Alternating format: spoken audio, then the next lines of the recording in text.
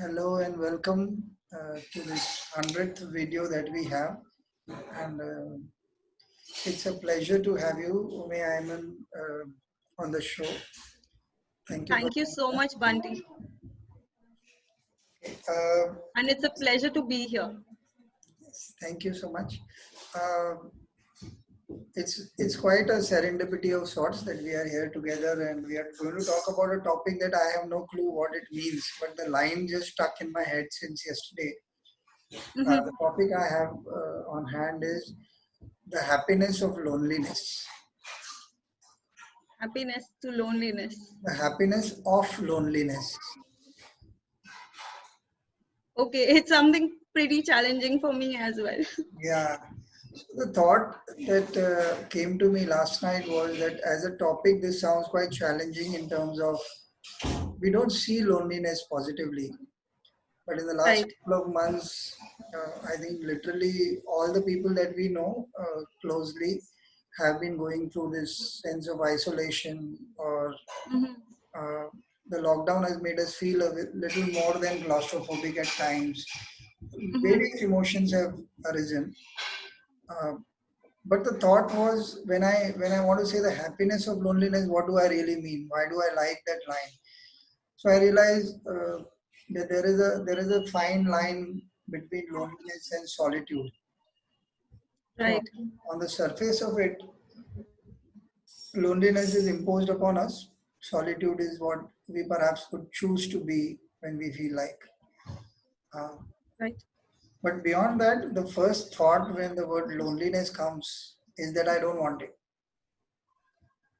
Right. So my simple question to you would be, I would want to start with, what is it there? What is there in the words loneliness that makes us feel so?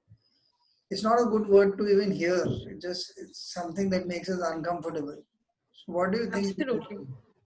What do you think is the reason?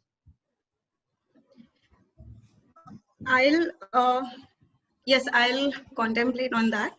Now, firstly, when we talk about loneliness, as you said, Bunty, that loneliness is something that is forced upon us. Loneliness is something that we don't feel willingly. It's just something that comes on, and all of a sudden you feel that there's no one besides you. It is a very negative thought to think. This is what I feel. So yeah, this is this is basically how I perceive loneliness. But when you say happiness in loneliness, it's somewhat challenging to find that little bit of happiness in the fact that you are lonely.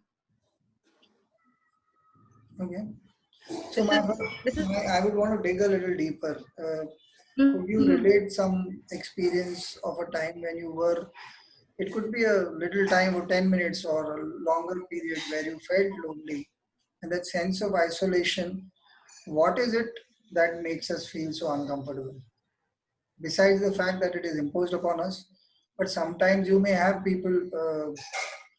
I have this favorite line from the movie Shakti, Amitabh and Dilip Kumar. Mhm. So Amitabh is walking with Smita Patil and she says, "You have a family, but you said that you are alone." He said, "You can be alone even when you have a family." So it just stuck with me Right. for so many years that it's such a profound line that people have this sense of feeling nobody understands them Is with you. or is Right. with you. So have you personally experienced any time like that in your life, and if at all you want to talk about it, and it's not about the time so much, but emotion itself.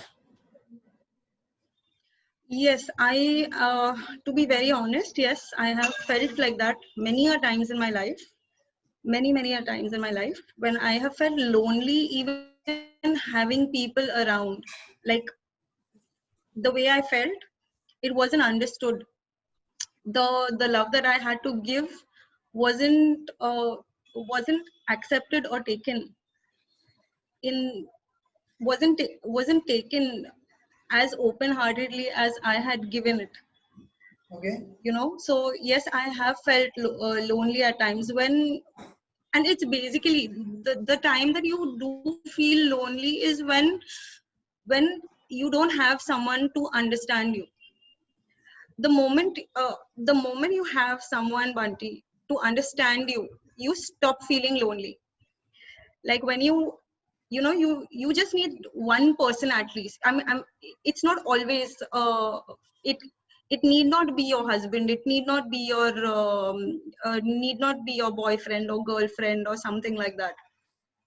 But even if you have just one person who understands everything that you feel, even without saying it, like you just the person has to just have a look at your face and they know that okay, this person's feeling this. You don't need to have a vocal conversation with that person. Yeah. That's the precise point where you stop feeling lonely, but until then, that's what you feel. So yes, I have felt these things at times in my life when like I have felt misunderstood, or when I felt that there's no one to understand me, or when I need someone, there's no one there.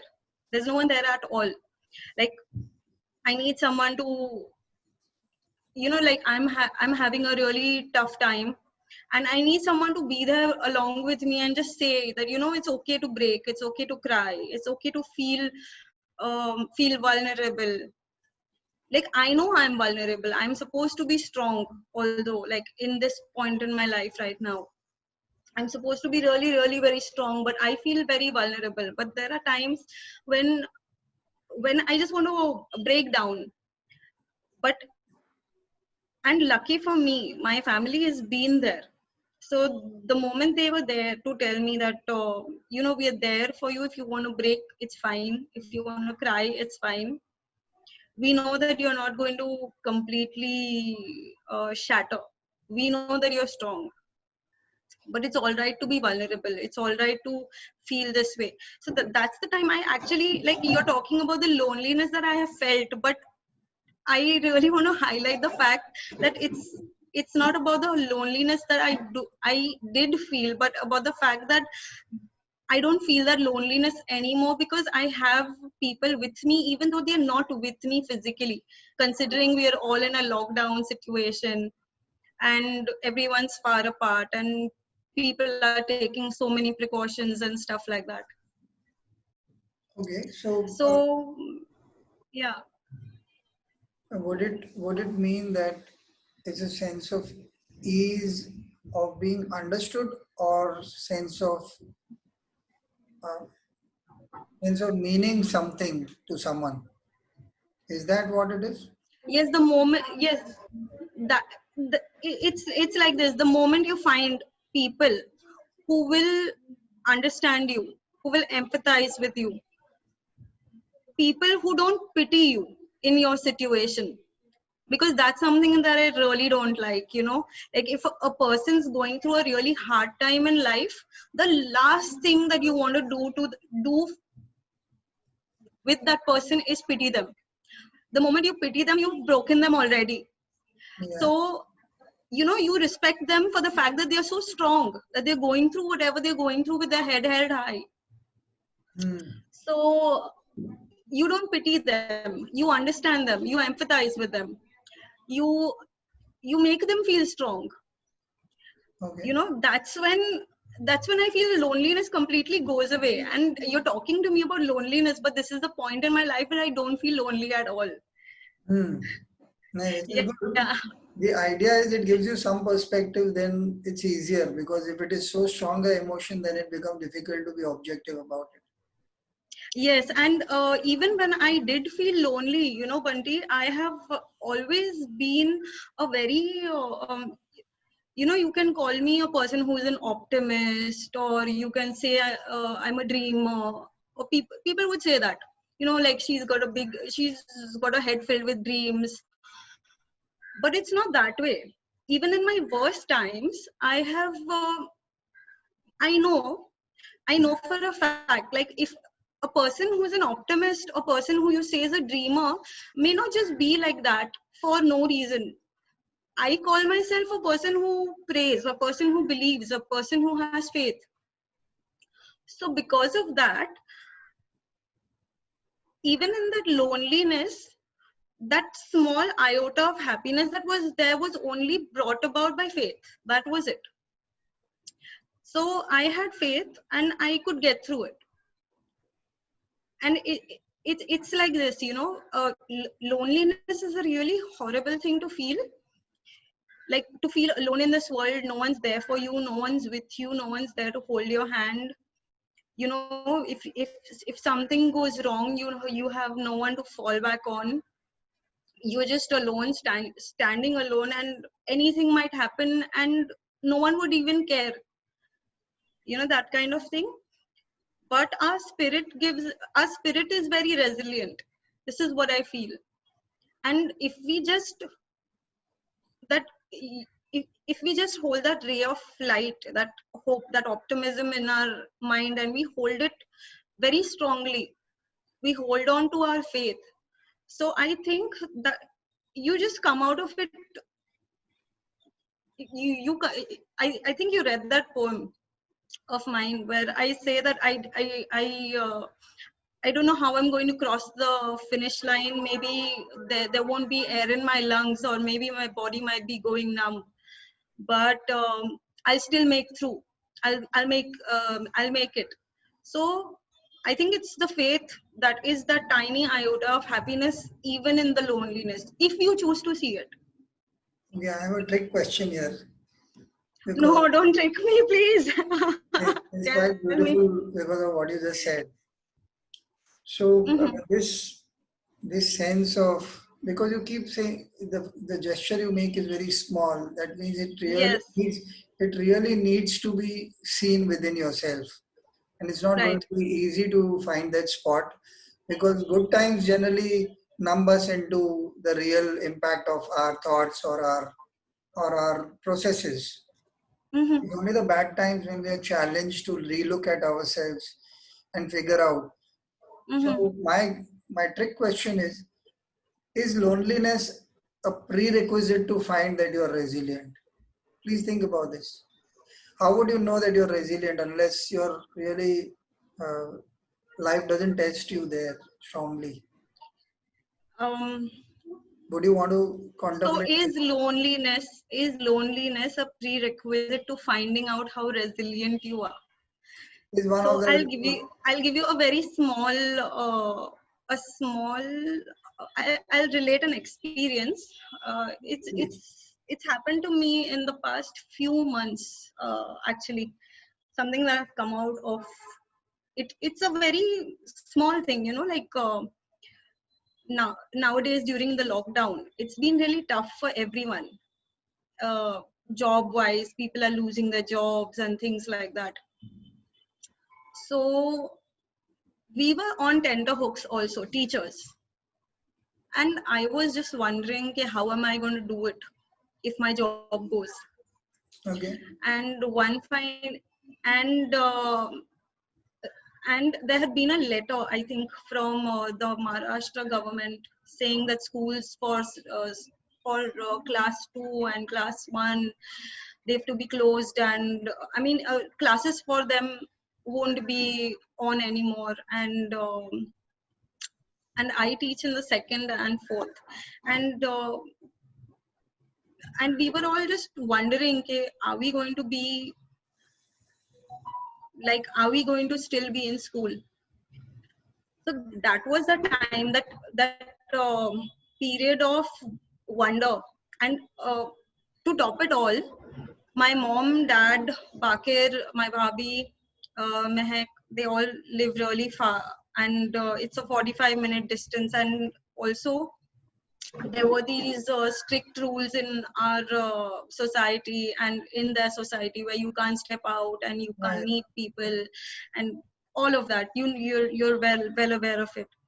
So I was on tenterhooks. I didn't know what was going to happen in the future and all of that. And I have my two girls, so I was a little worried.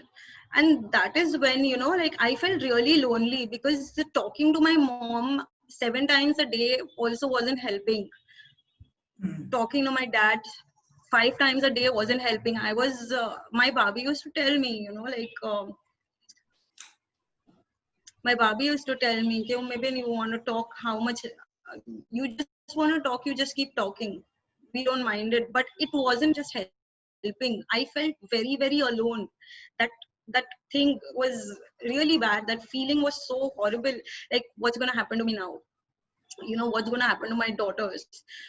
So that Yes. is when I realized, okay, I am in this. There's a huge mountain on top of my head. I think I'm going to lose it. I think all the breathing from my lungs, I mean, I'm not going to be able to breathe anymore. I think I'm just going to explode. I don't know how I'm going to die. Am I going to live through this weight, or am I going to die? I have no idea. And then, uh, and then I just found that the spirit, like at that time also, as I told you, that you may call me a dreamer, you may call me an optimist, but I believe that I'm a person of faith. So I hold on to my faith very, very, very strongly. So I just held on to that, and I said, okay, whatever whatever is going to happen is going to happen. I mean, I can't dodge it. Like, me worrying is not going to help in any way. So rather than think of what worse can happen to me, or then rather than imagine those situations where the lung is where my lungs are exploding, or I'm not being able to breathe, or I'm not being able to face my life, or something like that. So I just said, okay, why do these things? Just focus on what is now. I tried to make the best of each day, whatever we had. It lasted for a week, this period of loneliness. And I just tried to make the best of the days, try to find happiness with my kids. And I try to, and yes, as I told you, holding on to faith is not it does not mean that, you're sitting and you're praying all day. Holding on to your Yeah. faith also means, like, even when I'm cooking food, or if I'm watering my plants, or if I'm cleaning my home, or if I'm feeding my children, you know every time, in whatever moment that you live, there's that there are always thoughts filling your head. It's up to you to choose what thoughts to fill your head with. So I just Wonderful. held on to that faith. I let those thoughts of my faith come in my head. I chose to fill my head with those thoughts, that they are not going to let me down, and God is not going to let me down. And I know I'll make it. I think I have it in me to make it. Like, why not, instead of thinking of how I'm going to lose it, why not think of how I'm going to make it, if Yeah. worst comes